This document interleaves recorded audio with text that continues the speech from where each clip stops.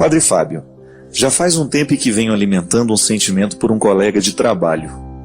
No início era só uma admiração, depois uma amizade e agora já não sei mais o que sinto. Sou casada e isso tem me incomodado muito, pois a frieza com meu marido está sendo inevitável. Estou traindo meu marido, padre? A traição, ela começa no momento em que nós nos permitimos imaginar para a nossa vida aquilo que a gente já não pode mais. E relacionamento é investimento o tempo todo, que a origem de todas as angústias e ansiedades da vida estão nas possibilidades. Se você entra numa concessionária e vai comprar um carro, se você tem 5 cores, você vai escolher uma só. Você vai ficar mais angustiado até escolher aquela cor. Mas escolheu aquela cor, sai, esquece que tem outras, não é assim? Enfim, mas no momento que você estabelece um vínculo que você quer que seja definitivo, você terá que investir naquele definitivo. Não adianta você agora viver fazendo investimentos fora do seu relacionamento. Quando você está namorando, é até possível que você enxergue outras possibilidades para você. Mas a partir do momento que você é casada e quer levar o seu casamento adiante, eu creio que não seja honesto primeiramente com você, né? Alimentar o afeto por uma outra pessoa. A não ser que você não queira, mas o seu casamento aí é diferente, é um problema seu. Se você diz que isso lhe incomoda, o primeiro traço da traição que você precisa fazer cair por terra é aquele que você trai dentro de você mesmo. É você que está se traindo, minha filha. Porque dá muito trabalho você levar uma vida matrimonial, você ser fiel a um esposo, se você continua alimentando dentro de você um ou outro sentimento que não seja ordenado, que não seja de acordo. Não significa que você não possa ter amigos, não significa que você não possa ter aqueles relacionamentos que compõem o mosaico da sua vida. Mas o amor conjugal, esse amor erótico, né? Você alimenta pelo seu esposo, e se você não fizer esforço para isso continuar, você correrá o risco então de viver um processo de traição, que no primeiro é traição a você mesmo e depois traição a ele, naquilo que você vai realizar concretamente, nas possibilidades que você assumir para você. A melhor coisa que a gente precisa fazer na vida é a gente conhecer bem quem a gente é. Isso é fundamental. Você como mulher, você sabe muito bem quem é você, onde é que estão os seus pontos fracos. E se você começar a explorar demais os seus pontos fracos, você corre o risco de perder o prumo da existência. Se aquela pessoa que lhe desperta um sentimento diferente, uma sensação, aquele frio na espinha, uma coisa assim, não tem? Se você continua se aproximando e querendo aquela convivência, você começa a minar a sua defesa. É como se você estivesse julgando contra você mesmo. Se eu tenho o desejo de ser fiel àquilo que eu assumi, eu preciso ter uma conduta que me favoreça isso. Então, de vez em quando, a gente se perde nesses desequilíbrios pequenos, nas possibilidades, quando você começa a olhar para uma coisa de um jeito que você não deveria, quando você começa a minar o seu campo. Mas aí não. Quando você se apercebe disso, é hora de você tomar a sua decisão. Se a gente abre porteiras que a gente não pode fechar depois, a boiada passa. Estou errado? Então é uma questão de honestidade. Se você percebe que aquilo que você está nutrindo por esse amigo seu já é diferente daquilo que deveria ser, e se o seu casamento é um valor, e eu espero que seja, olhe para os seus filhos, olhe para o seu marido e reconstrua esse sentimento dentro de você. Reorganize isso dentro de você. É possível.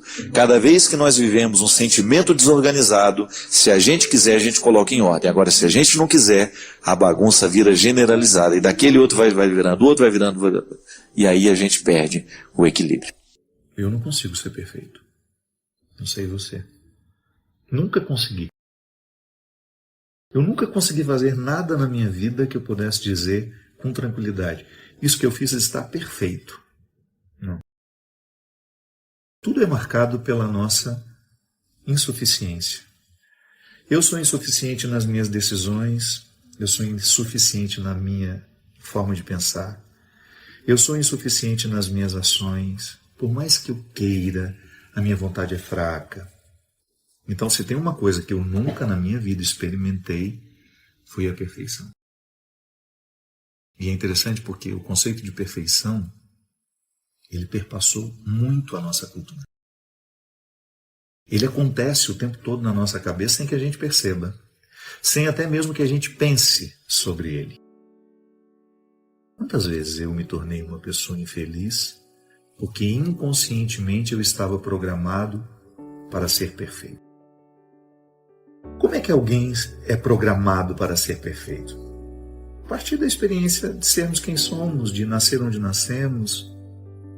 Não sei como foi a sua relação com seus pais, com as pessoas que de alguma forma tiveram uma autoridade emocional, afetiva na sua vida. O que eu sei, sem medo de errar, é que muitos de nós fomos criados com a pretensão de que deveríamos ser perfeitos. Inclusive porque a gente fazia uma associação assim: se eu não for perfeito, eu não serei amado, eu não serei querido, não serei aceito. Quantos de nós infelicitamos bons períodos da nossa vida porque a gente queria ser perfeito? E é claro que a partir disso, toda a compreensão da dimensão divina da nossa humanidade. O mistério da encarnação nos assegura isso. Depois do mistério da encarnação, tudo está tocado pelo sagrado. E Nossa Senhora é a mulher onde tudo isso acontece. É a carne que Deus escolhe para inserir de maneira definitiva, inserir-se de forma definitiva na história. E a partir dessa construção teológica de Nossa Senhora, às vezes a gente perde alguns elementos humanos dela. Aliás, esse é um problema que às vezes a gente vê dentro do contexto da Mariologia, as pessoas esquecerem a humanidade de Maria, que é tão importante isso para nós. É a parte que nos cabe nesse mistério. Então, se a gente coloca a Nossa Senhora muito distante do que é humano, a gente perde o específico nosso, nela representado dentro do mistério da encarnação. Maria cheia de raça, não teve de graça o que recebeu.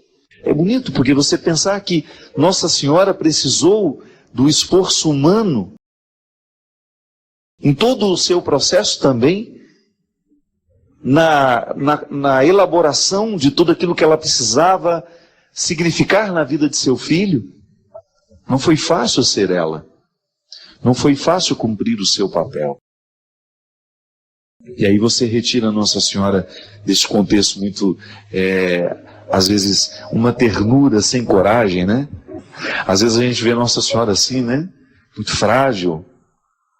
A própria, muitas vezes, a própria representatividade na própria imagem que às vezes a gente tem dela. Uma ternura que dispensou a coragem. Não, pelo contrário, né? Essa ternura só é possível porque essa mulher teve muita raça. Ela precisou enfrentar os desafios diários de sua maternidade. Precisou lutar no seu dia a dia para poder exercer o papel na vida de seu filho Jesus e enfrentar a sociedade do seu tempo. Aqui é uma passagem muito interessante que mostra essa força de vontade como um elemento essencial na vida de Nossa Senhora. Porque Deus nos transforma a partir da vontade, né? O fortalecimento da vontade é um processo necessário em nós. A relação sempre foi muito tranquila, ela está dizendo, muito companheirismo. E ela coloca uma coisa interessante aqui. Eles nunca brigaram durante todo o processo do namoro.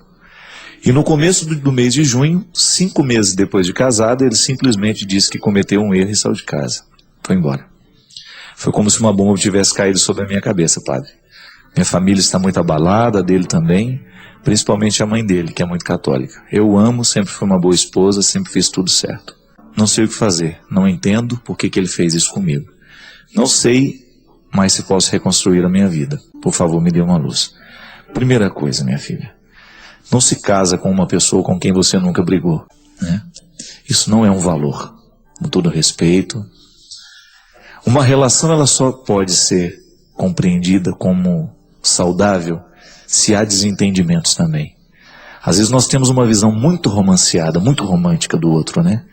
Com todo respeito a você, minha filha. Ao me contar que você nunca brigou com seu namorado, que você se casou com ele, sem nunca ter tido um conflito com ele, você entrega para mim a prova concreta de que o casamento de vocês não deveria ter acontecido. Sabe por quê? Porque a gente só pode se casar depois que você viveu todas as fases do conflito. Porque senão você está casando com um príncipe encantado. E ele está casando com uma princesa. Recorda-se, o meu livro Sequestro da Subjetividade fala disso. Que existem relações que elas são pautadas a partir dos contos de fadas. A menina espera que o príncipe encantado chegue. E um dia ela acha que encontrou esse príncipe encantado. Daqui a pouco ela descobre que ele é um sapo. Ela vai embora. O encanto se desfaz. Da meia-noite às badaladas do relógio e tudo vira abóbora. Veja bem, se ele foi embora é porque se estabeleceu a decepção dentro dele. Não brigar não é valor, gente. Pelo amor de Deus. A vida humana é feita de conflitos. E a gente só estabelece os verdadeiros amigos depois dos conflitos. Se na relação de amizade o conflito é necessário para você saber que ama, muito mais uma relação que vai virar casamento, que vai virar família. Então às vezes a gente erra por ter uma visão romântica das coisas. A visão romântica das coisas é aquela visão ingênua de achar que tudo vai ser perfeito, de que tudo será maravilhoso. É igual aquela menina que sai do interior, vai morar na capital para estudar, achando que ela vai viver um sonho de Cinderela. Chega lá, começa a dar tudo errado, ela volta embora 2, 3 dias depois. Tem que voltar mesmo. Se está esperando que a vida seja fácil, está esperando que tudo vai ser simples, não. Dá certo na vida é quem sabe enfrentar o conflito. Quem tem força o suficiente para deixar cair por terra as visões ingênuas que alimenta. Volto a dizer, é processo de maturidade. Uma criança sempre tem uma visão ingênua da vida. Gente, a história da humanidade é marcada pelo processo do deslocamento da visão ingênua até a filosofia. Quando relampeava relampeja, como é que fala isso? Relampeava mesmo? O relâmpago. Quando relampejava, sabe o que a gente falava? Papai do céu está bravo. Isso é uma compreensão mítica da realidade. Isso é uma explicação fácil. Diante de tudo que a gente não sabe explicar, a gente costuma ter uma visão mágica, uma explicação mágica. A sabedoria, a inteligência, ela consiste em nós sabermos adequar as respostas para as devidas perguntas. Conflito é isso. É você buscar a resposta certa para a pergunta que você tem. Se você vive a partir de uma visão romanceada, de que tudo será lindo, maravilhoso, você vai se decepcionar justamente no momento que você descobrir que as pessoas não são assim. E o outro não tem obrigação de ser. Muitas vezes, minha filha, uma situação como a sua, você não é a única. Quantos casais se casam assim, achando que o outro é uma princesa, que o outro é um príncipe? Aí na hora que começa a conviver, viu que nada disso era verdade. Porque se já tivesse quebrado o pau antes, tudo bem. Vocês já teriam sabido, olha, nós brigamos, nós já nos acertamos, a gente sabe quais são as nossas diferenças, a gente sabe quais são as nossas qualidades, mas a gente se escolheu mesmo assim. Aí você não está casando enganado. Agora, ao confessar que vocês nunca brigaram, você nos dá a entender de que realmente vocês não se casaram na época certa. O conflito não aconteceu. E conflito é que amadurece uma pessoa. Olha, se você quiser fazer o seu filho ficar criança a vida inteira, é só você evitar os conflitos na vida dele. Só você colocar debaixo da sua asa, não permitir que ele voe, não permitir que ele erre, não permitir que ele caia. É só você fazer isso. Cuidado excessivo faz isso com as crianças. As crianças ficam imaturas para o resto da vida. Aí você vai ver aquele homem lá de 40 anos que ainda tem dificuldade de lidar com as próprias dificuldades. Dificuldade com a própria dificuldade. Ele não sabe lidar com os limites que tem. Porque infelizmente não foi preparado para viver conflito. Tem gente que não gosta de conflitos. Você já deve ter encontrado muita gente assim. Ela nem estabelece conflito com os outros porque ela tem medo.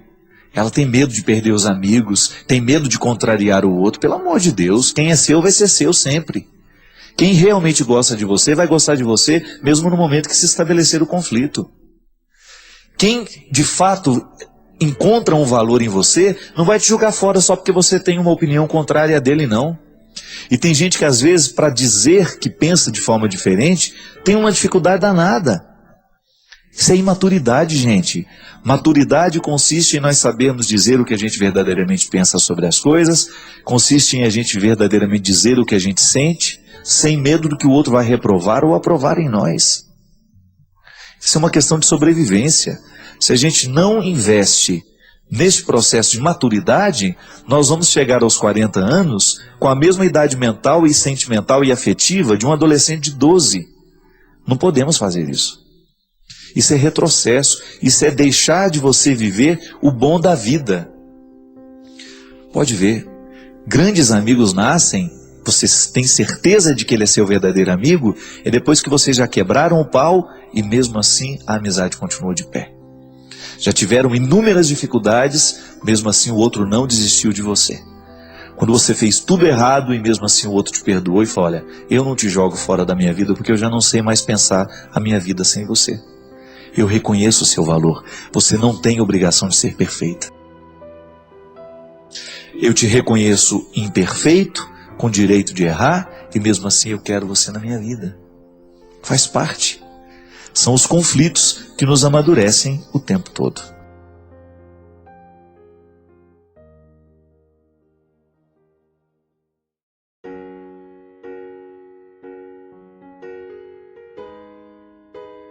Ela nos introduziu na psicologia de uma maneira geral. E quando nós estudávamos Freud, ela falava justamente da grande descoberta que é o inconsciente. E ela falava isso. O inconsciente é desconhecido, mas é atuante. Então eu o desconheço, mas ele atua muito sobre mim. Eu tenho comportamentos que estão intimamente ligados a ele, que são ditados por ele. O que é pior, né? Quando eu, Fábio consciente que sou, acabo sendo movido por motivos inconscientes. Então fica difícil de agir nas causas. Eu lido muito mais com as consequências do meu agir. E por isso que às vezes, por não termos o autoconhecimento, nós temos muita dificuldade de mudar um jeito de ser. Porque aquele jeito de ser, embora ele se expresse em atitudes, palavras, um modo de pensar, ele está sendo movido e gerado por uma realidade que em mim é inconsciente. Que às vezes está ligado a um trauma que eu tive no passado, quando eu ainda era muito criança, quando eu não tinha os filtros da maturidade para fazer caber dentro de mim aquilo que tinha acontecido. Quantas vezes nós expressamos medos na fase adulta que não são medos do adulto que somos, são medos inconscientes da criança que fomos e que de alguma forma continuamos sendo porque aquele medo não foi libertado. Também é uma característica do inconsciente que toda vez que nós estejamos pressionados por ele, nós tenhamos muito mais dificuldade de modificar a ação. Porque quando é que o inconsciente se manifesta? É muito misterioso isso. Mas às vezes se manifesta muito através dos nossos sonhos. Os sonhos é o momento em que você desarma, né, que você perde um pouco o controle de ser quem você é. E aí o consciente manda os recados, porque ele quer ser libertado. De alguma forma, a mente fica oprimida pelos motivos inconscientes. Então, toda vez que eu jogo para fora e consigo trazer à consciência um motivo que até então era desconhecido, porque estava inconsciente, eu consigo me libertar. E é por isso que você já identificou isso em você, e também em algumas pessoas com quem você convive, como é libertador quando você começa a entender por que você age desta e desta forma. São os motivos inconscientes que, de alguma forma, vão sendo acessados através de processos terapêuticos que podem ser formalizados dentro de um consultório, onde você vai falar com um terapeuta, você vai lá, de alguma forma, tentar acessar esse inconsciente, através de técnicas específicas para isso. Uma delas é a conversa. É a conversa consciente para nos fazer chegar ao lugar dos nossos medos, dos nossos traumas, e ali a gente ter um entendimento, e quando você tem um entendimento, você liberta o inconsciente, ele para de te oprimir. Então, às vezes, o que nos falta para a gente poder ser realizado é libertar o inconsciente de tudo aquilo que está oprimindo. De tudo aquilo que não é difícil porque é muita coisa, né? Mas à medida em que a gente vai tendo condições, é muito bom a gente viver esse processo. Você não fica escravo de si. Porque quando a gente fala, eu estou sendo escravo dos meus medos, você está sendo escravo dos medos que são inconscientes. Porque os medos que se tornam conscientes, você começa a administrar.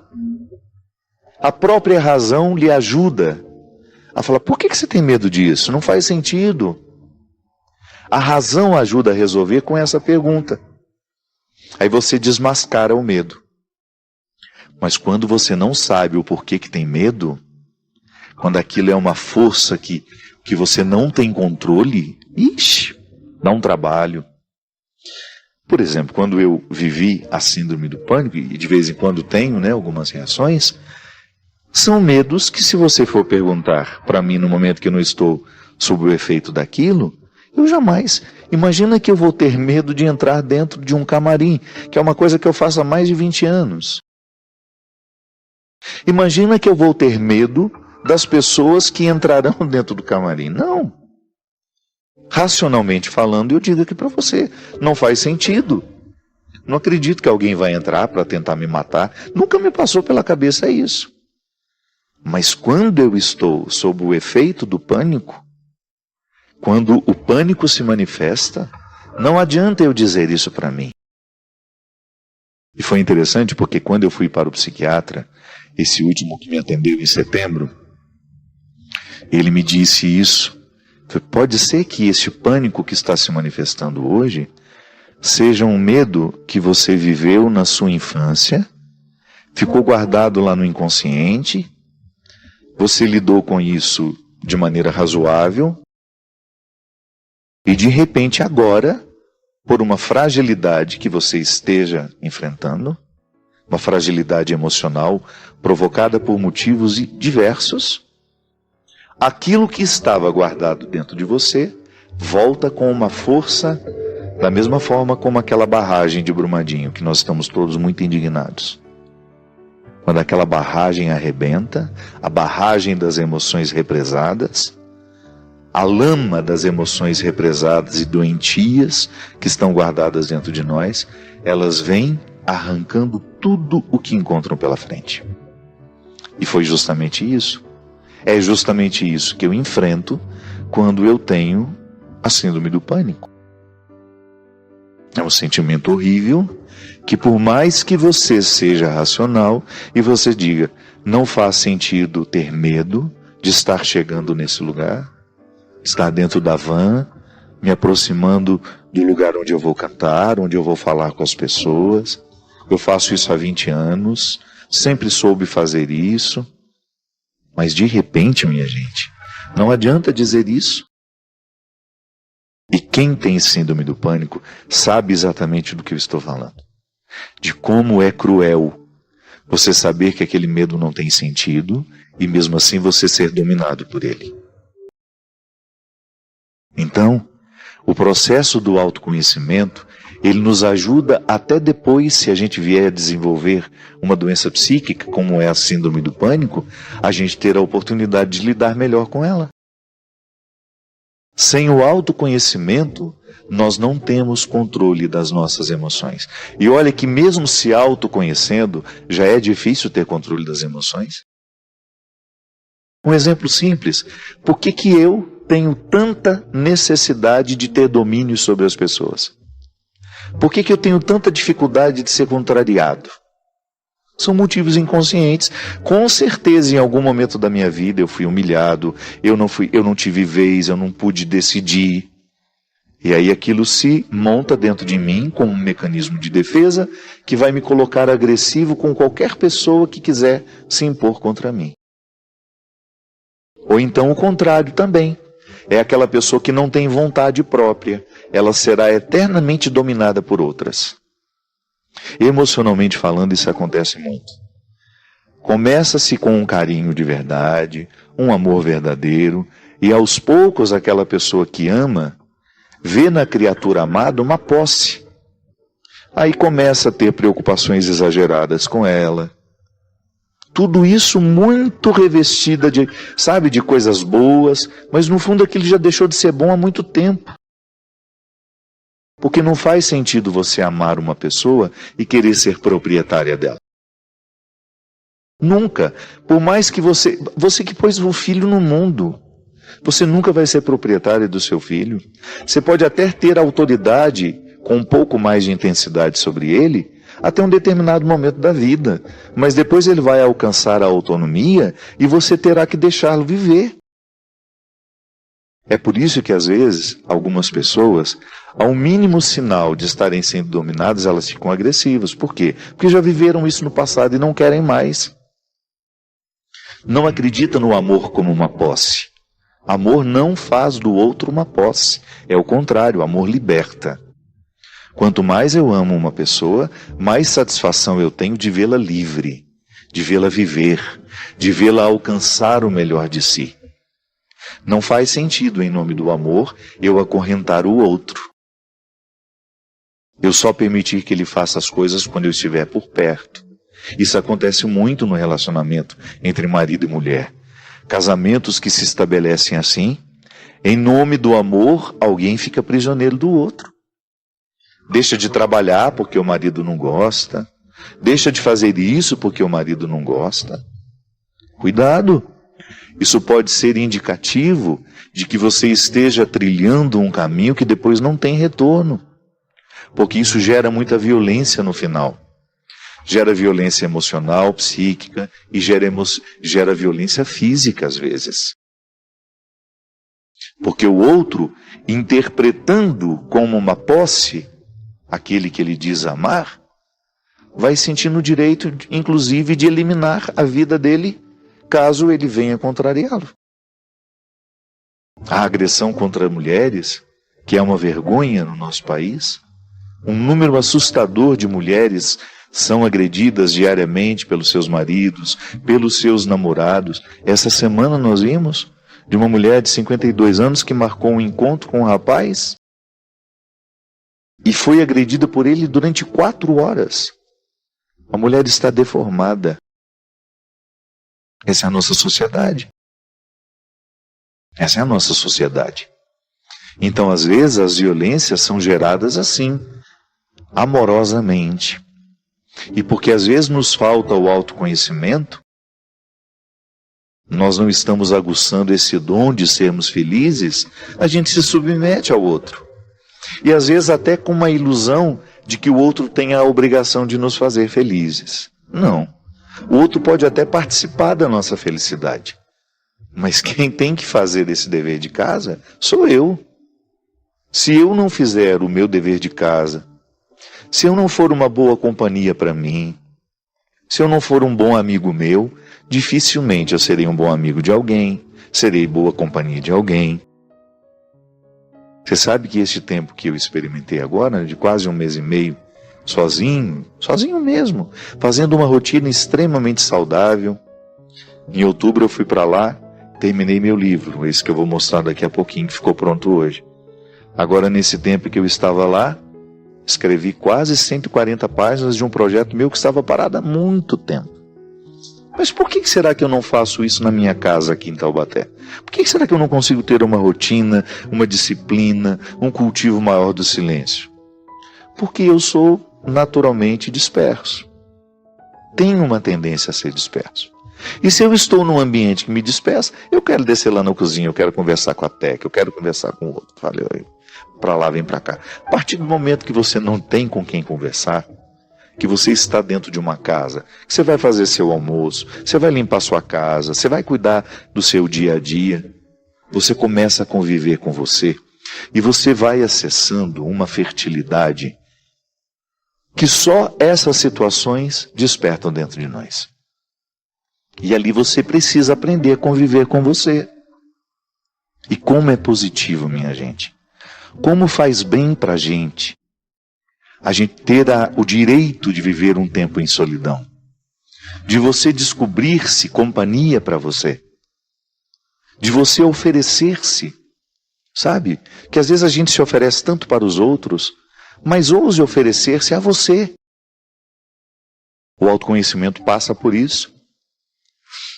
Pela oportunidade que nós temos de observar o nosso jeito de viver e de ser.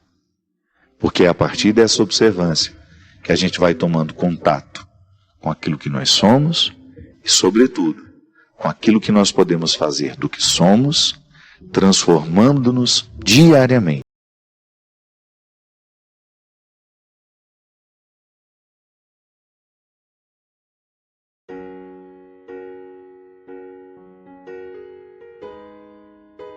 Mas as coisas são muito difíceis na minha vida.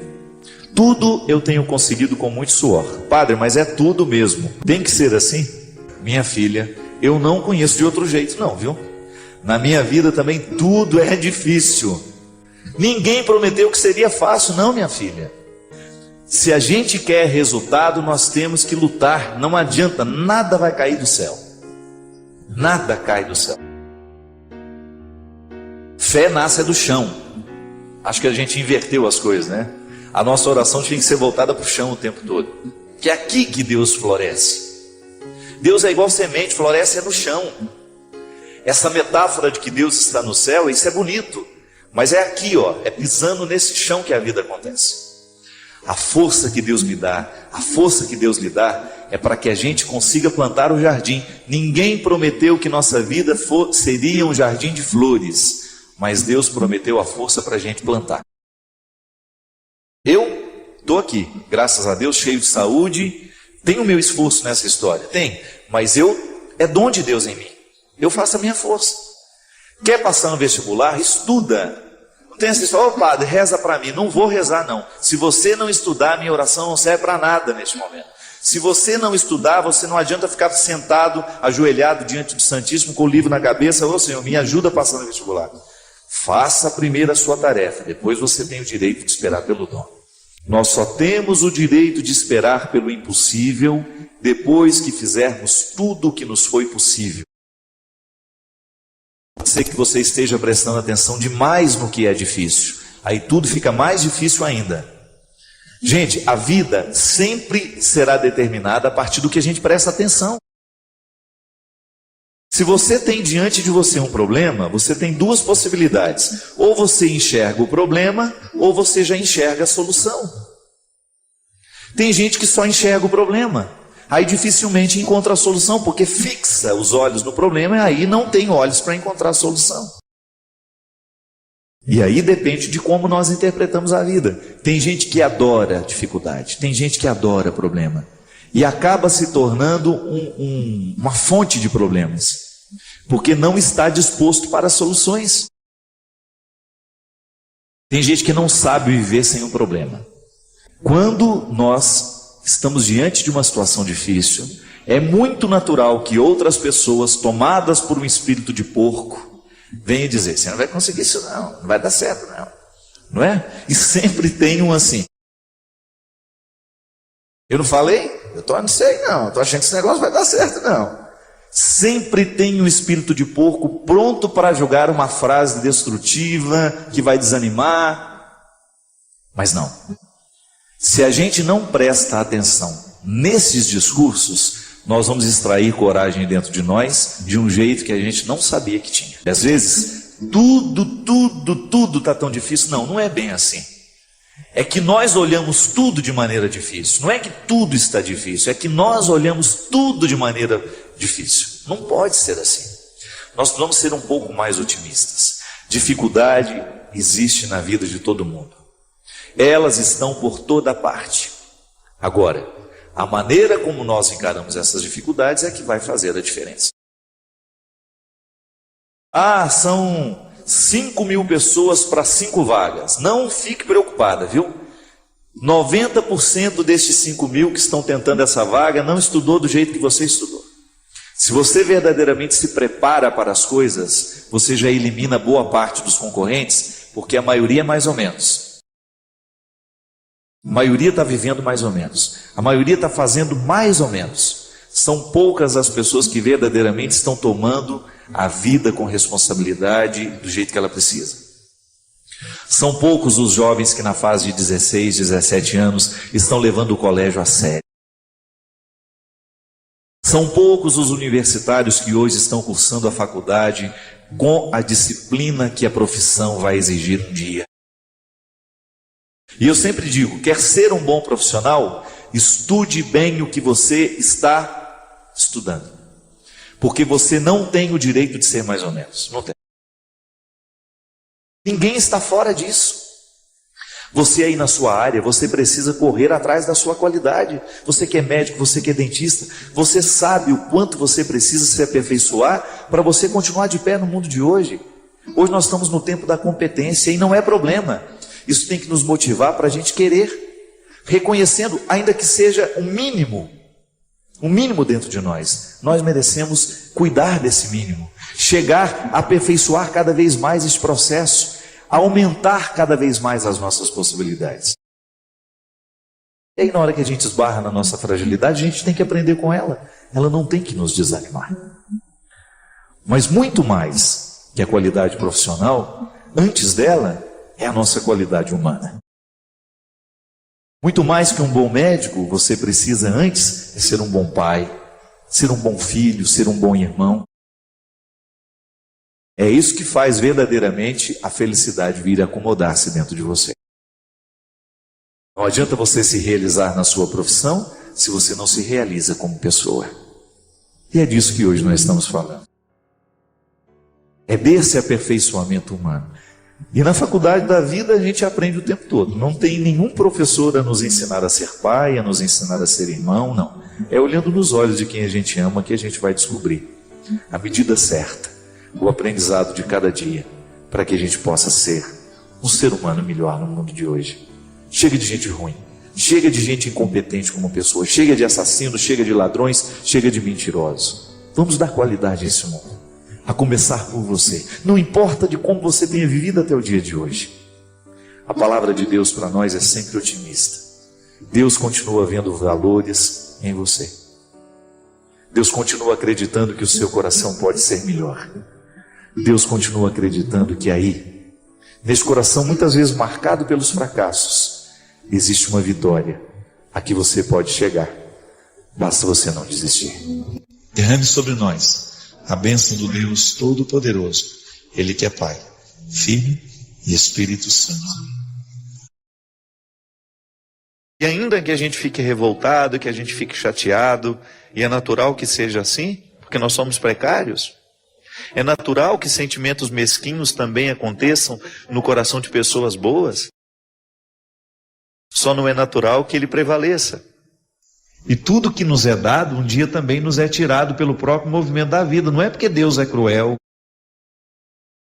Não, é porque é um movimento natural da vida. Porque as pessoas vão embora não é só quando morrem. Tem mãe que tem uma dificuldade muito grande quando o filho vai se casar, por exemplo. Quando um filho resolveu montar o próprio apartamento, ela cai de cama, deprimida, toma 3, 4 antidepressivos, só porque o menino foi embora. Não é assim, César? Conhece gente assim? Eu conheço assim um monte. Por quê? Estão com medo de viver a adaptação de um novo tempo, de olhar para aquela casa e ver que não tem todos mais aqueles filhos correndo para lá e para cá, mas que você pode descobrir dentro de você situações que você ainda não pôde viver porque a casa estava cheia de gente. Aí você começa a se beneficiar com a casa vazia. Não é tão ruim assim. Ah, padre, você fala isso porque não é com você. Eu sei. Mas eu também experimento a minha solidão. Eu sei como é positiva essa solidão quando bem administrada. Às vezes a nossa visão prática é a maneira que nós temos de ser cruéis e justificados pelo bom senso. Não é assim? Não é assim que muitas vezes nós somos cruéis com o outro? Quando amparados no nosso bom senso, nós nos sentimos de ter o direito de ter uma visão prática? Pode observar na sua vida. Você pode até estar muito satisfeito com tudo que você alcançou, mas isso não é o suficiente para lhe manter em pé. Sua alma carece de mais conquistas. E não importa que você esteja com 80 anos, a gente nunca deixa de conquistar. Há sempre alguma coisa que mereça o nosso empenho. Ainda que possa parecer pequeno, é empenho. Vale a pena ir buscar. Ainda que eu já esteja no fim da minha vida, eu nunca quero deixar de buscar. Porque é essa busca que nos mantém vivos. Recruta dentro do seu coração a resposta que não nos vem facilmente. É a resposta que a própria vida vai nos dando. A gente não pode se iludir. Muitas perguntas que a gente faz ao outro, não é o outro que vai nos responder. É o próprio movimento da vida, minha gente. É a vida que nos responde. Quantas coisas eu quis que os outros me dissessem e os outros não eram capazes de me responder naquele momento, e eu fui me adaptando a não ter respostas e fui convivendo com a minha não resposta, e de repente tudo estava respondido dentro de mim sem que alguém abrisse a boca. Por quê? A minha resiliência, a minha capacidade de me adaptar àquela situação foi o instrumental, foi o trem por onde me chegou a resposta. A resposta viaja para chegar até nós. Qual é o trem, qual é o veículo por onde a resposta viaja? O próprio tempo. Espere o tempo de Deus para você, sabe? Espere essa dor se acomodar dentro do seu coração. Nós passamos tanto tempo rezando, às vezes nós passamos tanto tempo fazendo sacrifícios, jejuando, fazendo isso e aquilo, gestos religiosos, vamos à missa, vamos ao culto. Toda essa luta nossa religiosa para poder um dia ter o direito de dizer que nós já temos um coração que sente pelo menos alguma coisa do que Jesus sente. Todo o empenho da religião, do processo religioso em nós, é para nos dar condições de dizer isso. Hoje eu consigo sentir, ainda que seja só 10% do que Jesus foi capaz de sentir. Que era justamente a capacidade que ele tinha de se identificar com os imperfeitos, de amá-los, de não rejeitá-los, de querê-los por perto, de curá-los, de fazê-los amigos. Porque isso é que conta, minha gente. Não é o tanto de resposta que nós achamos, mas é a condição que a gente tem para prosseguir. A vida é assim. Não é fácil para você, não é fácil para mim, mas nós queremos prosseguir. Eu não quero ficar parado. Eu não quero ficar estacionado no meu processo humano. Eu quero ter condições de dar passos diariamente na direção desse futuro que me espera. Eu quero prosseguir. Eu quero avançar. Eu quero me superar diariamente. Eu quero saber um pouco mais do que já sei. Para isso eu leio, para isso eu estudo, para isso eu não me contento com o último livro lido, eu quero outro. O que nos move é a gana. Bem administrada, é claro, né? Porque senão vira ganância.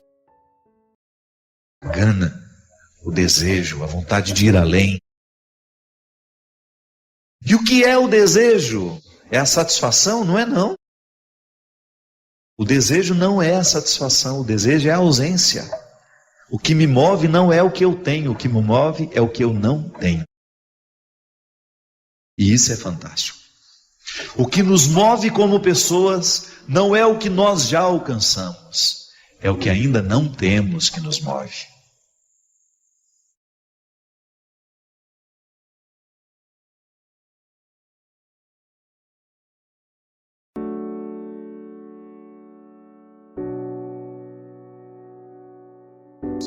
É engraçado que às vezes a gente pensa que o cuidado de Deus na nossa vida, ele vai ser manifestado o tempo todo nas portas que estão abertas. Mas a gente descobre que cuidar não é só abrir as portas. cuidar também consiste em fechar portas. Que quando uma porta se fecha, outras se abrem. Mas a sabedoria precisa ser buscada para identificar que na porta que se fecha, também há um cuidado de Deus sendo expresso. E que nem sempre a gente consegue compreender, não é mesmo? Talvez a gente tenha sido educado em pensar e acreditar que o cuidado de Deus será manifestado o tempo todo naquilo que nos favorece. Aparentemente, né? Quantas vezes na vida uma porta fechada significa oportunidade de crescimento? E mesmo que amar e ser amado consiste o tempo todo em estabelecer limites, em abrir portas, mas também em fechar portas. Amor de pai e de mãe se expressa no sim, nas oportunidades que a gente permite aos filhos, naquilo que a gente delibera, naquilo que a gente entrega, mas o amor também se expressa naquilo que nós negamos. Sobretudo quando você descobre que a palavra não, quando usada de maneira correta, ela ajuda a estabelecer limites necessários para a construção do caráter. Nós jamais vamos poder ter filhos educados, com bom caráter, se nós não dissermos não para muitas questões. Quando você percebe que o seu filho não está preparado para aquele presente, quando seu filho não está preparado para aquela situação, para aquela viagem, para aquele momento de solidão, né? Quando o filho começa a reivindicar que ele quer viajar sozinho, que ele quer fazer sozinho, quando você percebe que ele não está preparado para este momento, e você diz não a ele, mesmo que ele não compreenda, aquele não é importante na construção do caráter do filho. Isso é cuidar, né? Talvez porque a gente viva um momento de muita liberdade nos tempos de hoje, a gente tenha identificado que cuidar é a gente permitir. Não. Cuidar também é não permitir. E é nesse equilíbrio bonito que nós vamos descobrindo a experiência do cuidado como frutuosa. E é interessante porque, em se tratando de religião, este lugar humano onde nós nos colocamos diante de Deus e com Ele estabelecemos uma relação, muitas vezes na religião nós vamos aprender de maneira muito errada que o cuidado de Deus se expressa naquilo que Ele providencia. Certo? Mas a providência de Deus não é só permissão. Há uma série de realidades que Ele vai nos negar que são importantes para nós. Pode ser que a gente não entenda a negação hoje. Mas quando depois de um tempo você vai analisar, é verdade, aquilo não me aconteceu, aquilo não me foi possível do jeito que eu queria, mas foi importante. Esta regra, minha gente, está nos jardins, quando você vê uma árvore muito viçosa, toda bonita, e de repente o jardineiro vai com sua tesoura e poda aquela árvore. Aparentemente a gente acha um absurdo. Como é que uma árvore tão bonita está sendo podada? Como é que nós podemos entender que o viço daquela árvore seja quebrado por uma tesoura e aparentemente ela pareça ter perdido tudo o que ela tinha? Mas aí vem a sabedoria do jardineiro. Ele sabe que se a árvore não for podada, ela começa a definhar, porque ela não vai ter mais uma disciplina no seu jeito de crescer. A tesoura, ela disciplina a árvore para que ela cresça de um jeito certo. É muito bonito a gente compreender esta lógica dos jardins e aplicá-la na nossa vida. Quando a gente sofre uma poda, é tão doído, né? Porque você está acostumado a ser vistoso, você está acostumado a ser grande e de repente uma realidade vem e lhe poda. E você não entende aquilo. É como a gente ser corrigido.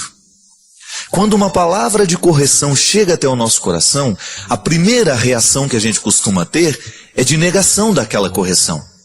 A gente acha que a pessoa que está nos corrigindo está agindo com maldade, a gente corre o risco de pensar que a correção é uma maldade do outro, mas não. Nem sempre ela é uma maldade. Pode ser que seja. Pode ser que existem pessoas maldosas que estejam querendo podar você, não porque você precisa de poda, é porque o seu trabalho, o seu sucesso incomoda. Mas quando esta correção vem de uma pessoa que tem a autoridade afetiva do amor, eu sempre digo isso, minha gente, dê ouvidos a quem ama você. Se a palavra de quem ama está diretamente conectada com a responsabilidade de fazer você crescer. É importante ouvir o que ela tem a dizer. Porque é a palavra da poda, é a palavra da reorientação, é a palavra do cuidado, né? É uma palavra que cuida de nós. Quando você já experimentou na sua vida, alguém ama você. E ela lhe indicou caminhos que eram mais difíceis. Eram caminhos de podas, eram caminhos de renúncias. E você ousou buscar, mesmo sabendo que não seria fácil. Quando eu fazia faculdade de teologia, o padre Joãozinho uma vez me disse assim, estava logo começando o curso, e eu não estava gostando muito de teologia, que eu tinha ficado apaixonado pelo curso de filosofia, e no meu primeiro ano de teologia eu custei a gostar. Depois me apaixonei também, e até gostei mais do que a filosofia. E eu me lembro que numa daquelas conversas que eu tive com ele, ele me disse assim, Fábio, você está acostumado a fazer só o que você gosta. Comece a experimentar na sua vida, a fazer coisas que são difíceis para você, que não dá muito prazer. Por exemplo, agora você tem a teologia diante de você. Comece a buscar os caminhos da teologia, mesmo enfrentando as dificuldades que ela lhe oferece. Você não gosta, você prefere a filosofia, mas faça questão. Faça questão de buscar o conhecimento teológico com todas as forças do seu conhecimento, da sua inteligência e da sua afetividade. Queira a teologia. Porque quando a gente faz alguma coisa que a gente não gosta, é uma oportunidade preciosa que a gente tem de crescer. Porque fazer aquilo que você já sabe não vai lhe fazer crescer muito. Eu já sei fazer e aquilo eu repito. Agora, quando você é colocado numa situação adversa, quando você é colocado numa situação contrária, o seu cérebro, a sua emoção tem que reagir de um jeito que você evolui, você avança como pessoa. E aí ele deu um exemplo muito bonito. Tenha dentro de você sempre a coragem de buscar as suas reservas de amor. Porque você vai precisar usá-las no momento em que você estiver sendo contrariado. No momento em que a coisa não for muito favorável a você. Eu tenho, sabe, minha gente, depois dessa conversa com o padre Joãozinho, tanta coisa ficou mais clara diante de mim. Sobretudo porque eu tenho uma vida muito corrida. E eu confesso para vocês que eu não gosto disso. Eu preferiria muito mais ter uma vida tranquila, uma rotina. Quando eu exercito o cansaço excessivo da minha missão, eu sempre me recordo dessa palavra do padre. Quando eu chego num lugar que eu não gosto, porque não é todo lugar que a gente vai que a gente gosta de estar. Ou porque você está muito cansado, ou porque ali tem gente demais e você tem que dar muita atenção e você não está com aquela disposição toda, eu sempre me recordo da palavra. Busque as reservas, que é nesse momento que você cresce. A gente vai ficando infeliz quando a gente não tem a poda, sabe? Porque você vai ficando só a árvore que cresceu. E ela deixa de crescer. Ela atinge um patamar e depois ela fica disforme, porque ela vai lançando galhos para todas as direções, ela perde a disciplina. E a vida cristã, minha gente, é um exercício constante de disciplina. Eu disciplino o que eu falo, eu disciplino o que eu escuto, eu disciplino o que eu vejo, eu disciplino o que eu leio, eu disciplino a minha atitude, eu disciplino a minha espiritualidade. Tudo passa pelo crivo da disciplina. Se nós exageramos nas coisas, nós vamos pagar pelo preço do exagero. Se a gente faz de menos, a gente paga o preço do fazer de menos. Tudo é busca de equilíbrio. E a poda, ela não tem outro objetivo senão nos colocar no prumo do equilíbrio. E é isso que nós queremos. Porque todos nós, sem nenhuma exceção, precisamos viver os processos do cuidado de Deus, que consiste em permissão, mas também em negação. Tem um livro muito interessante, O Homem Insuficiente, do Luiz Felipe Pondé, e ele fala justamente disso, do quanto que na vida, viver essa insuficiência é um processo natural, de você descobrir que você não é todo, você não é completo, e que a experiência do encontro, quando saudável, ela permite justamente uma superação, ou até mesmo que passa pela compreensão disso, né? Eu me compreendo limitado, e o outro me ajuda a administrar melhor essa incompletude, para ter uma harmonia.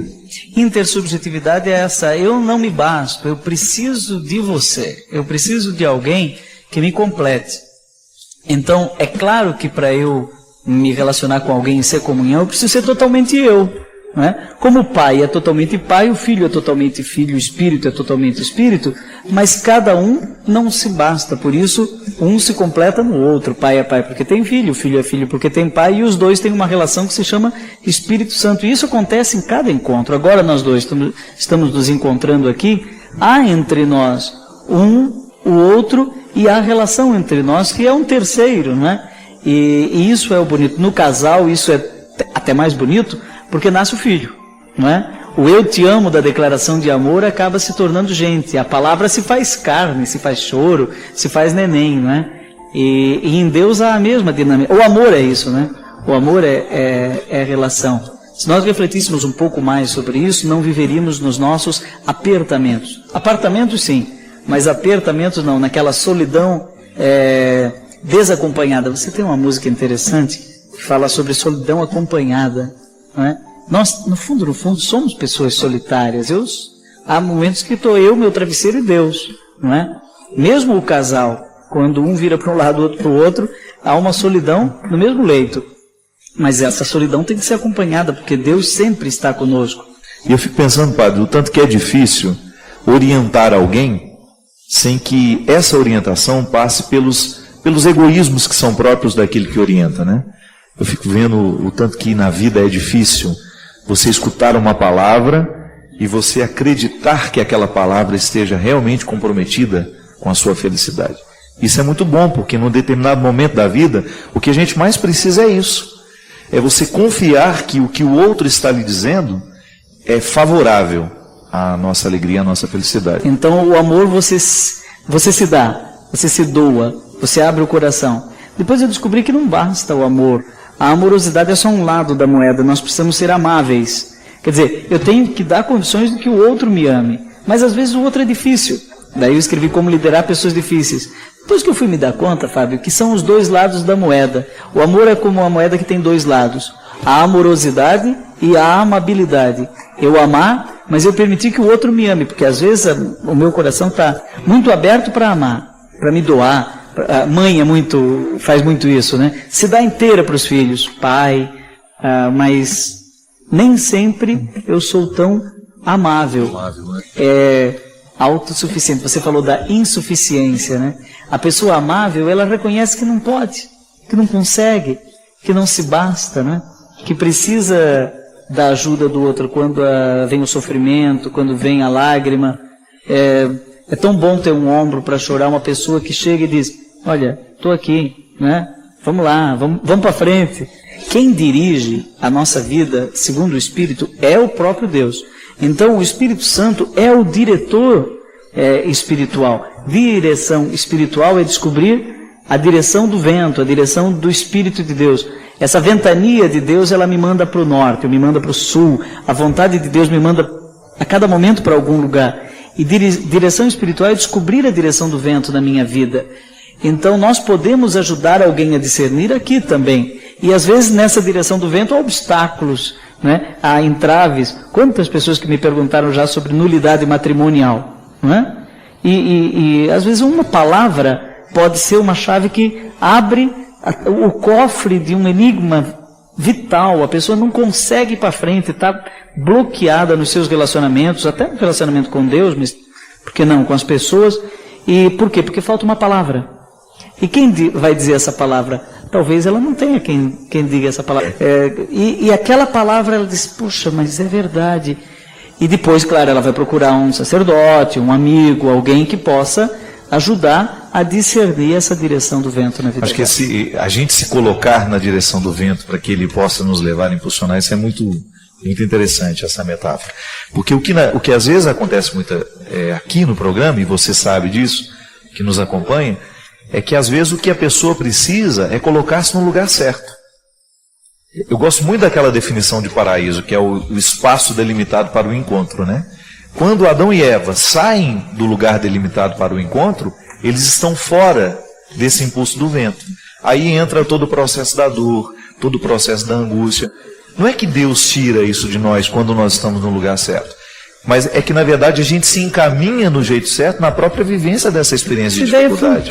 Essa ideia é fantástica. Esse programa teria valido a pena só com essa ideia, Fábio, porque, veja, por exemplo, o Padre Zezinho cantou, quando Jesus passar, eu quero estar no meu lugar. É genial, né? Porque aqueles que não estavam em Cafarnaum, quando ele passou, né? Ou ele estava ali, Zaqueu subiu na árvore, mas e quem? O vizinho dele que ficou dentro de casa e não foi olhar o que estava acontecendo. Não viu e Jesus não passou na vida dele. Jesus passou na frente da casa dele. O caso mais emblemático desse sujeito que estava fora do lugar na hora... Estava no lugar errado na hora certa, né? É o Tomé, né? Jesus apareceu e ele faltou. Ele não estava lá quando Jesus apareceu depois da ressurreição. Daí na semana seguinte ele estava, mas aí Jesus não apareceu. E aí ele duvidou. Mas só se eu colocar a mão. E daí quando Jesus aparece, a fé dele tem um pouco mais de dificuldade que a dos outros. Justamente. Né? E é interessante, Padre, porque Deus se utiliza de formas tão inusitadas para isso acontecer, né? Eu me recordo que uma vez eu recebi um testemunho de uma pessoa que teve a sua vida modificada por uma entrevista que estava acontecendo, não sei se, eu acho que era no comando aqui tinha um programa, o Resgate da Madrugada, né? Vocês lembram disso? E eu estava naquele resgate, a pessoa ligou a televisão, e começou a me ouvir falar, quando ia mudar o canal, ela escutou que eu era padre, e eu estava com um tênis laranjado. Aí foi um padre com tênis laranjado, começou a prestar atenção, porque achou inusitado o fato de um padre estar usando um tênis laranjado. E ela disse, no testemunho que ela me escreveu um tempo depois, que Deus modificou a vida dela através das palavras que estavam sendo ditas naquele momento, que esclareceram muitas coisas que dentro dela eram difíceis de serem compreendidas e que acelerou um processo de conversão na vida dela por causa de um tênis laranjado. Isso é muito interessante. A palavra, ela nos chega através de posturas, através de situações inusitadas, né?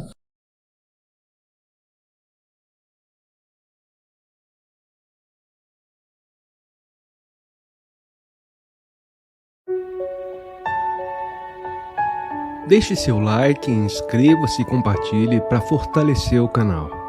Inscreva seus pedidos de orações nos comentários.